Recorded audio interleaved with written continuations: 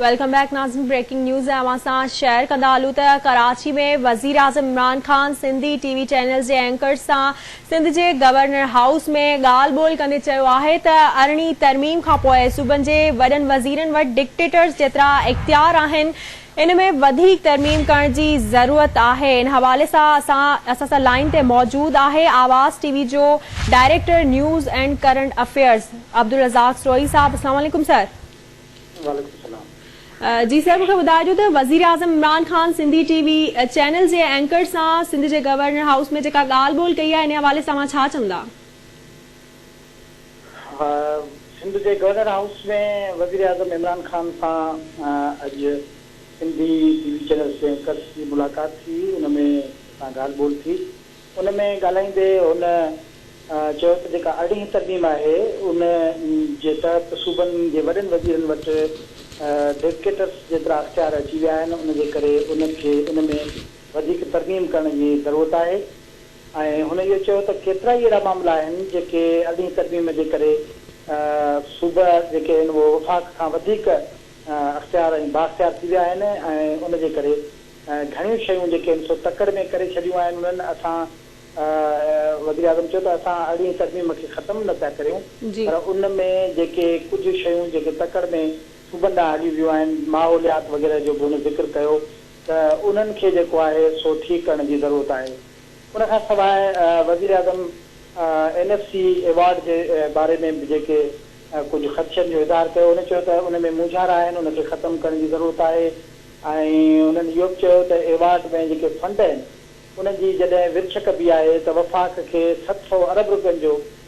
ख़सारो थींदो आहे, छाकाणि त हुनजो चवणु इहो हो त जॾहिं कर्ज़ उन मां अदा कजनि था ऐं जॾहिं दिफ़ा जे लाइ पैसा रखिजनि था त बाक़ी वञी वफ़ाक़ वटि 700 अरब रुपयनि जो खसारे खां पोइ कुझु नथो बचे। ऐं उनखां सवाइ इमरान खान जो इहो चवणु हो त जेका अख़्तियारनि जी विरछ आहे हू उनजो क़ाइल आहे, शुरू खां वठी हू इहा ॻाल्हि कंदो रहियो आहे। ऐं हुनजो चवणु इहो आहे त जेके अख़्तियारनि जी विरछ आहे उहा हेठि सतह ताईं थियणु खपे,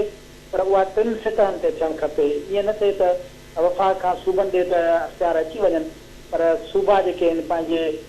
शहरनि खे या जेके लोकल काउंसिल्स आहिनि उन्हनि खे बि अख़्तियार न ॾियनि। उनखां सवाइ तव्हांखे मां इहो ॿुधायां त वज़ीर आज़म सां जेके मामला या सवाल जेके हुते उथारिया विया असांजे तरफ़ां उहे इहे हुआ त हिकिड़ो त कोरोना जे हवाले सां मुंझल पॉलिसी जे करे माण्हू वॾे तइदाद में कोरोना जो शिकार थियनि पिया, उन जे हवाले सां सवाल उन खां पुछियो वियो। उनखां सवाइ वफ़ाक़ ऐं सूबे विच में जेका छिकताण आहे, ख़ासि तरह सां सिंध ऐं वफ़ाक़ जे विच में उन खे कीअं हैंडल कयो वेंदो इहो सवाल।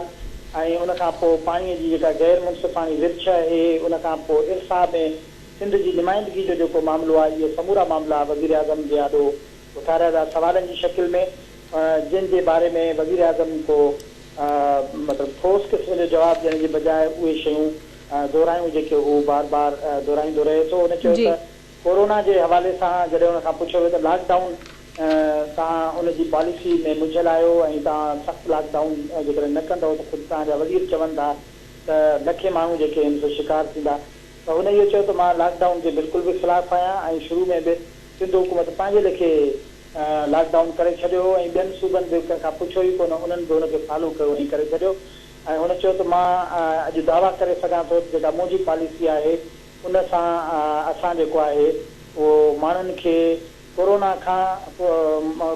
खां बि ऐं उनखे मुआशी मौत खां बि असां माण्हुनि खे बचाइण में कामयाबु थिया आहियूं। हुनजो चवणु इहो आहे त हिंदुस्तान जे सख़्तु लॉकडाउन जे नतीजे में तमामु वॾो नुक़सानु कयो आहे, असांजो एॾो को नुक़सानु कोन थियो आहे ऐं उहो संदसि पॉलिसी जे करे ई आहे। उनखां सवाइ हिकिड़े सवाल ते हुन इहो चयो त बिलावल भुट्टो लॉकडाउन जी ॻाल्हि थो करे, पर लॉकडाउन जेकॾहिं सख़्तु थींदो त हुनखे त को प्रॉब्लम न थींदो ऐं बिलावल हाउस में सभु कुझु हुनखे मिली वेंदो, पर असुल में जेको आम माण्हू आहे, जेको मज़दूर आहे, ग़रीब आहे, उहो सभ खां वधीक मुतासिर थींदो। वज़ीर आज़म इन खां सवाइ बि काफ़ी शयुनि ते ॻाल्हायो ऐं हुन चयो त लाड़काणे हू वञे पियो ऐं जेको अहसास पेश प्रोग्राम आहे